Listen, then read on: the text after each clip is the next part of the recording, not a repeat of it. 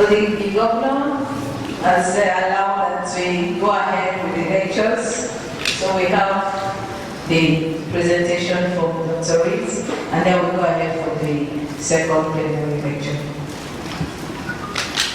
Thank you, Your Excellency, distinguished colleagues, members of the audience, thank you for having me. I'm here to complement Eric's presentation. My name is Mike Reed, I'm a physician at UCSF, and Dr. Gooseby is my boss and my mentor. And perhaps before I begin, I'd like to reflect on a story from Greek mythology that many of you may be familiar with. The story of Orion and Kedalion, his servant Kedalion, who climbed up onto his shoulders so he could purchase a better view. And I believe it's this story that is the etymology of that phrase, Nanas Gargantum Humerus Incidentes, we stand on the shoulders of giants.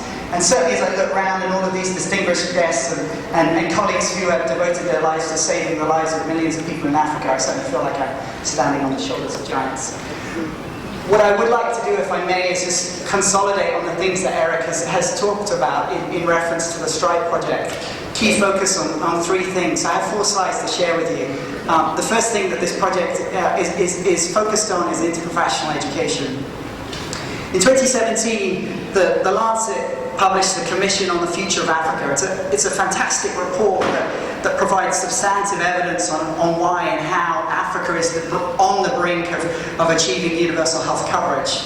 But it warns against the fact that achieving those ambitious goals will not be achieved with the current state of approaches and at the current pace. There is a need for new imagination and innovation to ensure that patient-centered services are delivered.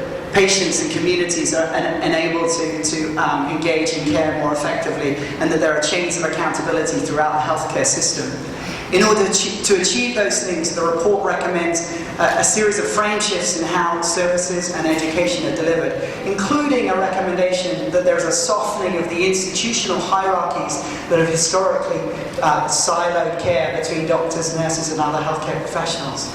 And certainly our hope is that this project is one example of the kind of innovation that is necessary to ensure that there is optimized team-based care by training the next generation of healthcare professionals in interprofessional modalities. The second thing I wanted to mention, and again Eric mentioned this, was a key focus of this project is supporting trainees in transition, providing a bridge to practice as they leave their pre-service training. This was me several years ago as I graduated from medical school in the UK. Many of you as physicians will remember that moment. It's a sort of a moment of excitement and terror all at the same time. And certainly over the next year, I embarked on clinical practice that was bewildering, exhausting, and for sure aged me. This is me 12 months later. Our hope, clearly that's not me 12 months later. That particular pivotal transitional period for trainees can be an opportunity to support them. And so the STRIDE project is focused on these individuals as they go out into professional practice, helping them to develop the kind of patterns for professional life, for engaging critically with data, for delivering high quality care that we hope will drive down the HIV epidemic and have a more substantive impact on health service delivery more generally. And the third thing that this project is focused on is quality. And quality is a key theme that comes out across the conference over the next few days. In addition, there have been 2 really seminal reports that have been published in the last 18 months highlighting the importance of ensuring high-quality health systems. The commission from the Lancet Global Health that came out last year highlights some astounding statistics. Globally, there are 8 million lives that are lost every single year because of poor quality care, which costs the global economy $6 trillion. And yet, so this is about improving education around HIV service delivery to ensure that the next generation of healthcare will, as they graduate school. And so I encourage you to click on this link. Members of the AFREhealth Technical Working Group on Research for Health Professional Education have been working over the last 2 months to identify what are the key priorities for health professional education research across sub-Saharan Africa. And we've employed a modified Delphi approach, and we're interested to solicit your thoughts on what are the things that need to be high priorities for research. So you can either click on the link or scan the QR code. There are also printed copies of the survey that you can complete at the end. We'd love to get your feedback because I think this is essential to define what are the research priorities for health professional education across Africa. So let me end there by ending where I started, which is with humility and gratitude that I'm able to speak up here, and also emphasizing something that Eric said, the huge excitement that we have to partner with AFREhealth on this project to improve the quality of HIV service provision through working with each of your schools. Thank you.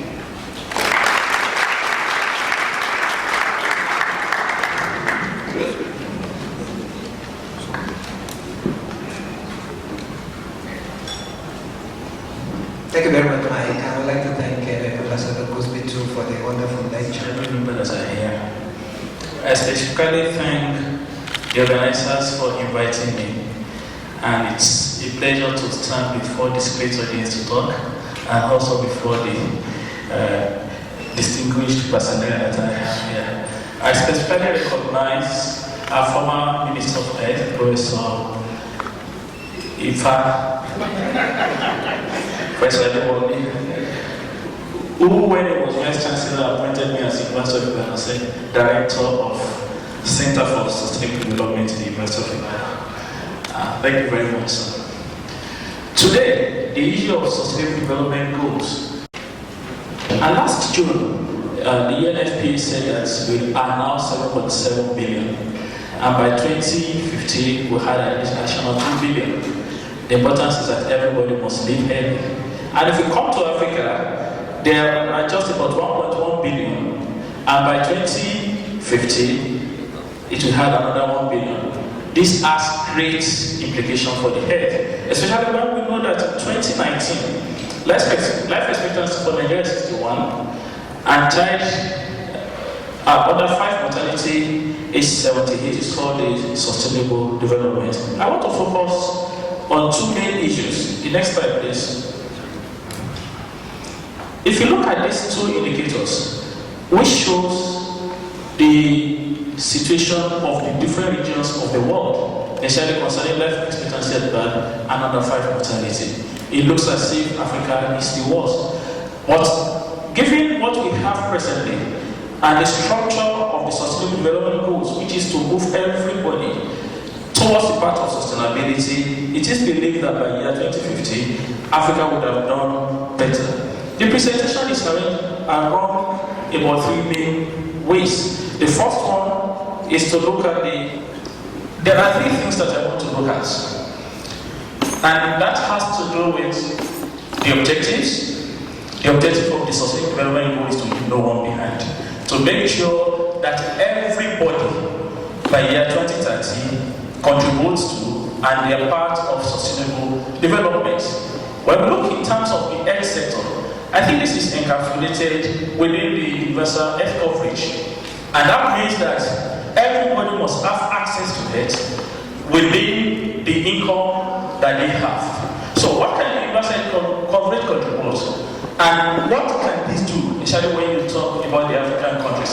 These are some of the things that I will try to look at. And then the process. The process that I'm looking out for us to attain the SDGs by the year 2030 has to do with the way we constructed our health research. And health research itself has a particular system that will drive us toward the attainment of that particular sustainable development goals. And there are 4 main essential functions that this health system has to follow, which is to set the research priorities, to develop research capacity, to define norms and standards for research, and to translate those evidences into practices. These functions support health in general and universal health coverage in particular. So the knowledge that is so produced should be useful towards achieving the sustainable development goals. And that's why it is important that we understand essentially what we mean by this sustainable development goal. It comes from the concept of sustainability and sustainable development. That as we are developing presently, we must make sure that that process of development does not prevent those that are coming behind us from also developing. And such, if we are conducting any health research presently, we have to make sure that we are conducting those research in such a way that we don't prevent the incoming researchers from achieving their own goals. So the process for which health is going to be included in the SDGs has to do with ensuring universal health coverage. Of course, one of the indicators within the SDGs specifically talks about universal health coverage, and one of the implementation formalities within that particular goal also talk about it. But beyond that, the structure of the Sustainable Development Goal is such that every goal, every target is intertwined, such that you cannot say that you have achieved one without achieving all the others. And that is the issue that we have to talk about on health coverage. The health coverage issue talks about two main access. Physical access, that is, people must be able to get access to the time, the right time, and the right quality of service that they needed. And there's also the financial aspect, that is, people must be able to get access to that service without discouraging them and without making them more poorer. So we need to reduce catastrophic spending in this manner. Unfortunately, we find out that achieving universal health coverage is still a challenge in the continent, and this is one of the things. If you look at the graph that is shown, you find out that while many regions of the world have been able to overcome the problem of universal health coverage, Africa still has a challenge, given the less than 40% of Africans are still covered as a matter of health coverage. And this is reflected in so many things that we see. The global health security has a lot of burden, even in Africa.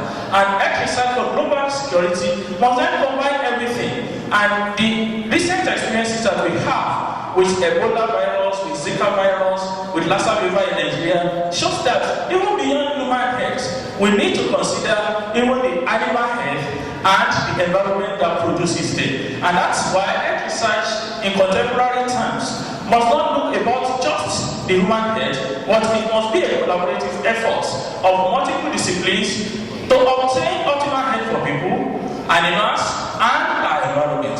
And that's what essentially the concept of One Health talks about. It talks about the implication of health for human, because of the way we relate with ourselves. It is now a situation that we cannot focus on one aspect alone, which is essentially what the SDG says. SDG says that there can be no development that rests only on economics.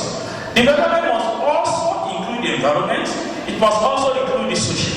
In the same way, this report is also the same for health. In the concept of One Health, that we must look at all the sides, including the human health impact, the animal health impact, and the environmental impact. So the essence of all this is that at the end of the day, we will be able to have sustainable development. And that sustainability, the issue of sustainable development, has been designed by world leaders with specific targets, with specific indicators as the sustainable development goals. But before we go into the goals, what exactly is the concept of sustainable development?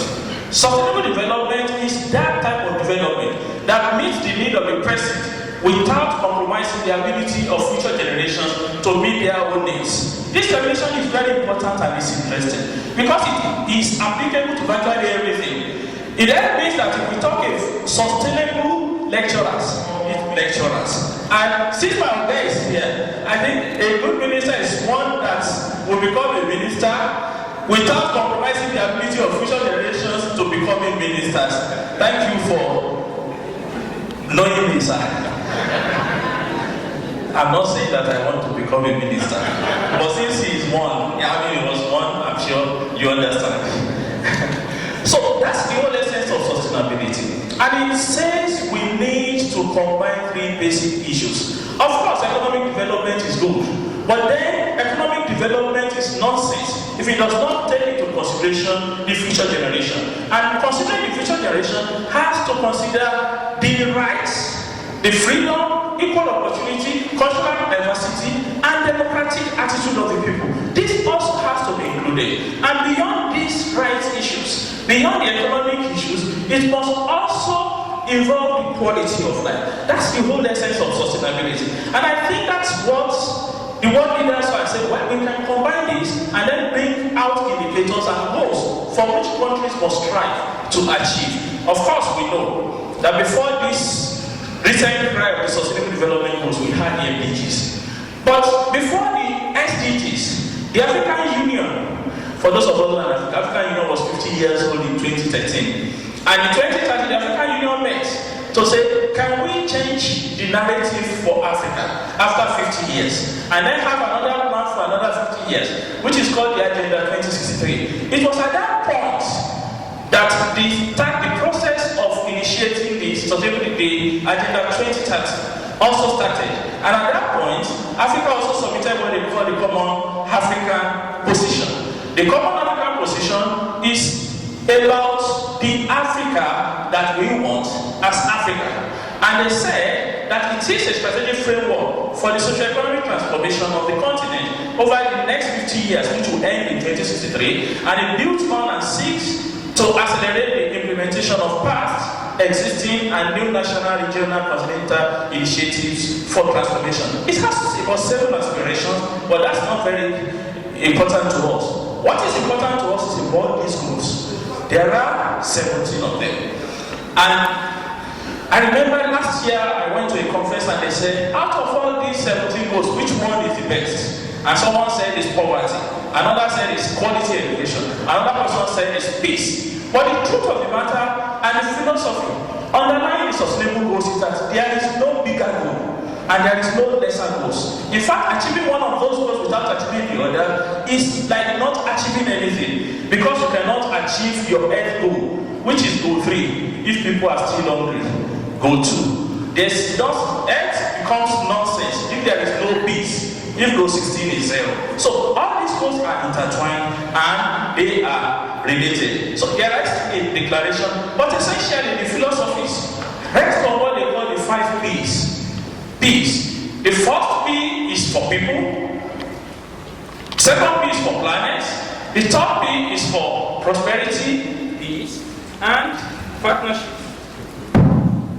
Prosperity, peace, and partnership. The philosophy is that the attainment of the Sustainable Development Goals must be one that ensures these 5 P's.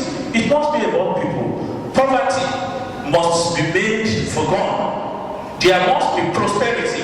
There must be, this planet must be interacted with in such a way that when this generation is gone, the incoming generation will also have a heart where they can live in. So, and it also has implication for each of the 17 goals. It has implication for health. In fact, when you look at health in relationship with the SDGs, I was trying to say, how do I place Earth? Is it a cause? Is it the process of the SDG? Or is it the outcome of the SDG? But when you look at it, Earth is actually a cause of the SDG. It's something that determines the SDG. It is also the process of achieving it. And there can be no outcome for the SDGs if people are not healthy. So health is at the middle of the implementation of the Sustainable Development Goals. And despite that, a particular goal has been fixed for Earth, and that is goal number 3. This goal number 3 says that countries must strive by 2030 to ensure healthy lives and promote well-being for all ages. And there are specific targets. There are also indicators to measure that particular target.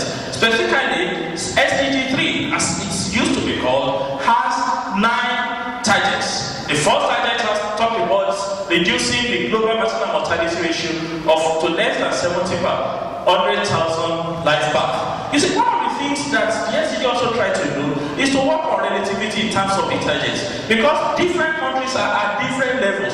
When we look at the maternal mortality indicator, as at 2015, when we started the SDGs, some regions are already doing that, but some regions are falling far behind. That's also why one of the slogans of the Sustainable Development Goals is to make sure that nobody is left behind. No one is left behind. Those that are behind, is there a way that we can meet these targets? And we have these 9 targets which I stated, I put in my paper, but I don't want to do because of time. I want to read it because of time.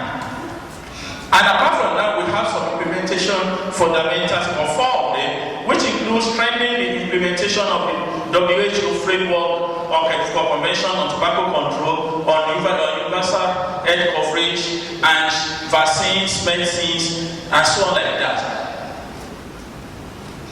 However, like I said earlier on, beyond the goal that focuses on health, which is the 3rd goal, there are implications for health in so many other goals, and we put into consideration some of them, including achieving by 2025, the internationally agreed targets on stunting and wasting in children. Of course, we know that these are also indicators of healthy children. So that's why, apart from the fact that we have them in goal 3, they are also in other goals, and they are affecting, or they may be a reflection of the achievement of our health goals. The same thing with goal 6, which deals with water and sanitation. Issues of water and sanitation also has implication for health, and that's why some of the targets here also relates to health. And the same thing with goal 7, which is about affordable energy and affordable and clean energy. So goal 11 is also about the same thing, and I try to put them to say, what does this mean in a schema? To say, if we have a strong, resilient, and functioning health system, the way it will flow into the sustainable development goal is by making sure that nobody is left behind. It's making sure that there is universal health coverage, and these are going to affect all their goals. For example, it will reduce poverty and inequality, as well as make our societies inclusive, thereby touching on goals 1, goal 5, goal 10, goal 15. The same thing, it will also improve economic growth and development, as well as human capital formation. Taking them one by one. For goal 1, health goes directly with reduction in poverty, because there are evidences to suggest a direct linkage between quality health and productivity. And when people are productive, they can also reduce unemployment. And as a result, if we also take it to the fact that universal health coverage means that people must have financial access, it then means that less will be spent on out-of-pocket expenditure or catastrophic expenditure, which is good for everybody. In the same vein, it affects goal 5 in terms of gender equality and empower all women rights. We know that virtually all human resources in the world, it is only in the health sector that we have this probably equal form of people working in the sector, male-female. In other sectors, we have more male in the sector than female. But in the health sector, it's about 50-50. So it then means that if we are able to strengthen that, then we can ensure gender equity. And gender equity is goal 10, which is about reduction of inequality within and among countries, means that if we are able to reduce inequality in health, then it will transform into the society and leads to reduction in inequality even within the country and outside the country, as well as promote peace. And there is also the effect of health on economic growth and employment and development, because SDG 2 talks about ending hunger, achieving food security, and improved nutrition. There's no way you can achieve food security if food is not available. For food to be available, there must be production. And if you want, and most people are not hungry, they become more productive. So this means that health within the SDG contributes to so many other goals, even within the sustainable development goals. And although we started these SDGs in 2015, okay, sir, and the implementation is supposed to, we have spent about 3 years now, 3-4 years on it. I checked, and there are lists of evaluation, there are country evaluation, there are also international agencies that have evaluated this SDG. So I stumbled on the SDG index and its dashboard, which is a publication of the Sustainable Development Solutions Network, where they evaluated what has happened using these 4 criteria to see whether there is SDG achievement as part of goals, whether there are challenges, whether those challenges are significant significant or whether they are major challenges. And they look at if for the health in all the African countries, as at 2018 data, major challenges is reported in the ability to meet health goals, which means that the current status that we have, it is going to be difficult for any African country to meet the SDG 3 goal, that is the goal for health by year 2030. And that's the status. The status, it is rated from 0 to 100. If you look at the scheme of the index of scores for the sub-Saharan African countries, you find out that only about 8 countries scored 50 and above. And very good, 8 other countries scored 40 and below. So it is equal. By definition of equal, no one is left behind. But the implication is that more than 2/3 of sub-Saharan Africans actually scored less than 50 when it comes to the achievement of health sustainable development goal. But that's not the issue. That's not the only issue rather. The issue is that when you look at the total score for all the 17 goals, it then means that the average score for all the 17 goals is higher than the one for health goals. Which means that countries like sub-Saharan African countries are actually doing better in many other goals than what they do for the health goals. And this will progress. So that's the one. But they then compared the results with what happened in 2017. And they find that it's both in goal 16, the performance has been decreasing. It's stagnated for many goals, but when it comes to health goal, there's a slight increase. Even when it's showed at the starting level that it is low, but then it is still a moderately increased portion. So how do we then put all this to achieve the sustainable development goals? I've tried to identify about 7 areas to say we need to transform our world, and health has to be at the center of transforming this world. So there are 7 areas that I've tried to identify. The first one is that health should be made in the way we conduct our research to transform education, gender, and inequality. The second way, health should be able to transform itself. And when it comes to Africa, we cannot run away from demography. Africa is the only country that the population growth is still above 2%. And the biggest countries in the next 30 years will come from Africa. Other areas are energy, decarbonization, sustainable food, land and water, sustainable cities and communities, as well as harnessing the digital revolution. So, health research direction, this is what I explained the other time, and there are strengths and weaknesses. So, how do we make health research work for the sustainable development goals? There are 4 areas that I have suggested: implementation arrangement, financing strategies, communication and outreach, and as well as partnership. For implementation issues, we need to understand that no single framework can apply equally to all countries.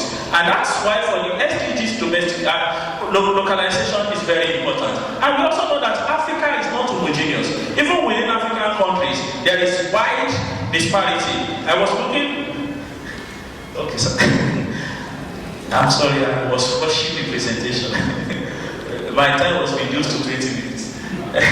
Anyway, so we also have financial issues which we need to deal with, as well as communication and outreach, as well as partnership. So what are my take-home messages? The first one is scientific research and innovation are integrated part of sustainable development, and we need to do regional commitments to prioritize and focus on these resources. We also need to define and measure progress towards the SDGs, because the SDG cannot be achieved if the SDGs are not achieved. So health research for SDGs must be done at country level.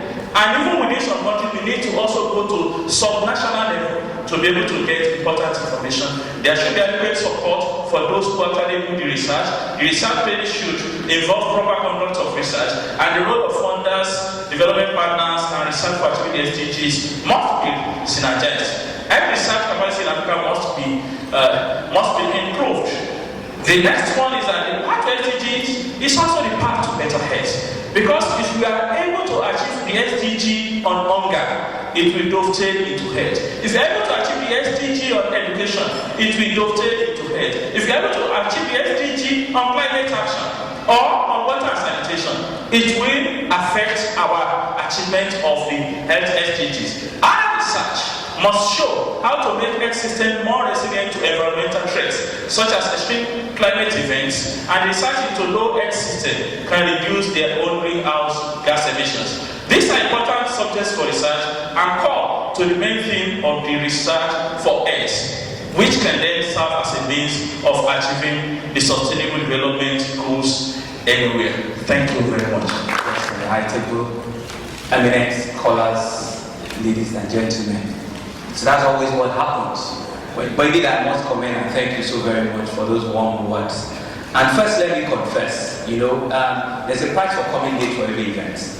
So when we invite you for an event at 9 and you come at 9:15 and you're meant to speak at 9:17, you had better just sit down till when it's 10:15 because there's a price for it. But I'll tell you this, I did not for 1 second, the moment I sat down, as human beings. And so I have, in truth, learned a lot in the last 30-40 minutes or so that I've sat here.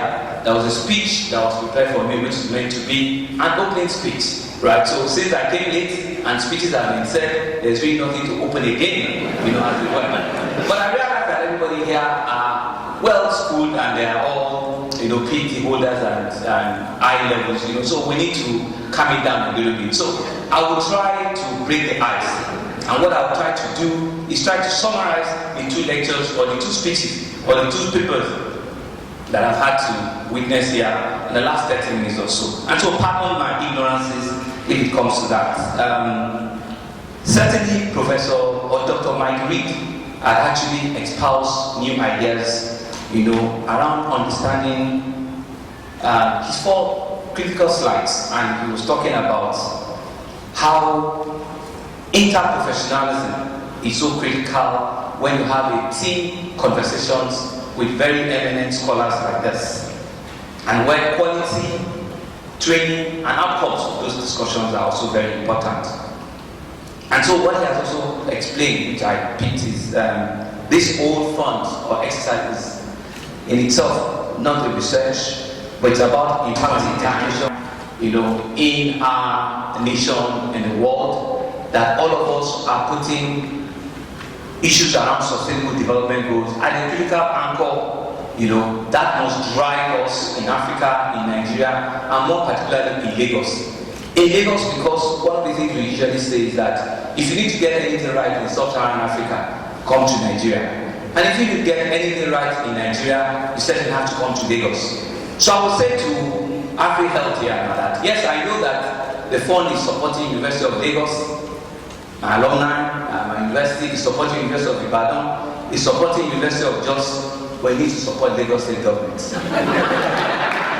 Because 2 of my permanent secretaries in health are here. It needs to support the Ministry of Health because we also have researchers there. And why am I saying this? Because I know that when we get those indices right in Lagos, perhaps we begin to see a better indices coming out of Nigeria and indices coming out of Sub-Saharan Africa. And that will take me to the second discussion, which is from Professor OLANIYAN, who has eloquently also explained and have been well informed about all of the indices and all of the challenges and all the outcomes we're expecting from the Sustainable Development Goals. Except that he has defined it differently now. That sustainable development is the ability to develop as a minister without impacting the ability of another minister to develop. So I will rewrite it as, sustainable development is an ability of a governor to grow and to do well without unnecessarily unduly, avoiding or preventing another governor from being able to develop, in future days. Well, it's so very simple, because if we put it in those contexts, then we need to understand that we're all the same and we're all in this together, right? All of the 17 goals that have been expounded and explained in Sustainable Development Goals is really just about the conversation of ensuring that whatever we find ourselves doing now, we certainly must not impair or negate or avoid the capability or the capacity of future generations coming behind us not being able to perform the things we're doing now, or even do it better at a future date. And so it's very profound and it's very simple and basic like that. You just need to understand it and be able to apply all of the 17 goals in different pockets. You know, that explain to us, you know, why 3 is important or related to 6, and why 6 is related to 9, and all of it. But more importantly, I have taken away the very simple knowledge that the goals of sustainable development by 2030 is to ensure that we leave no one behind. And I think it's really a very important phrase, right? That we leave no one behind, right? So if we see that these SDGs that we're pushing and we're all striving for is to ensure that we're all partners in the same program. The fact that you are all doesn't mean that you certainly must not take up the other person that has not ramped up very well to your level. And I see that all of the 5 P's that it says that we should continue to talk about around people, around our planet, around ensuring that there's prosperity, there's partnership, and there's progress. I mean, I cannot but comment all of the topics today and all of the discussions because I have also learned a lot, and I've promised Lagosians that even in our cabinet, we'll make sure that we have somebody that is looking at the sustainable development goal at the cabinet level. So I've promised that we'll appoint a cabinet representative that will be facing, you know, and whose responsibility will be to ensure that Lagos State, right, are tracking all of our SDG goals in all of the indices on health and education. You know, thank you very much. On water, sanitation, sustainable development, and all of it. Because not only must or have we signed on to ensuring that we deliver on these things, Lagos next year is also will be, well, if we get the nomination, we'll also be organizing one of the largest conference, you know, global citizens, which we will know if we're the ones going to take it by September. But if we do, meaning that we're expecting a total crowd of about 150,000 worldwide people coming sometime in September next year to reconfirm and give commitments about the SDG partnership for Lagos and ensuring that by next year, which is 10 years to the achievement of the SDG by 2030, that all of the parameters that we can measure it, we can expect what those outcomes will be, and we can begin to hold Lagos. Like I said, if we get it right in Lagos, we will not leave anybody along, we will not leave anybody behind, but if we get it right in Lagos, we'll see a huge indices coming out of Nigeria. And when Nigeria gets it right, Sub-Saharan Africa will certainly get it right. So I will just comment and say again, thank you very much. That I imagine it's been a worthwhile last 2 days. I imagine that it's also going to be better, even worthwhile next 1 or 2 days. And so, for me, as the governor of Lagos State, I'm excited that you asked me to come and join you here today. I have learned a lot this morning, this past 1 or 2 hours, and I'm sure my permanent secretaries that are also here, we've learned a lot, we're taking it back. And that's why, even on our policy trust, you know, the ensuring that our conversations around our health insurance scheme is so critical and we get it right. We launched a health insurance scheme earlier in the year, and we know it's all about how do we make health accessible and affordable, and what kind of outcomes are we looking at. Because it explained to me that in health, it's not just about infrastructure, it's not just about money, it's about outcomes.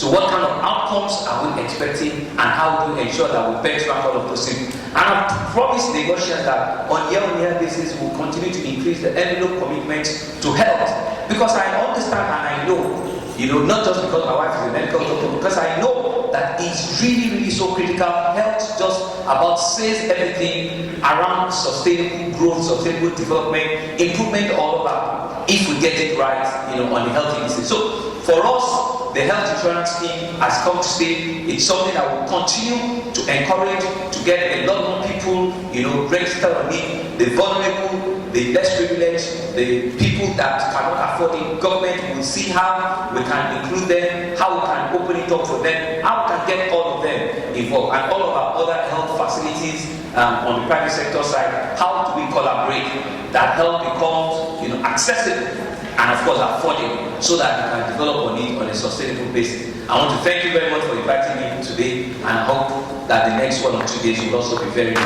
Thank you very much.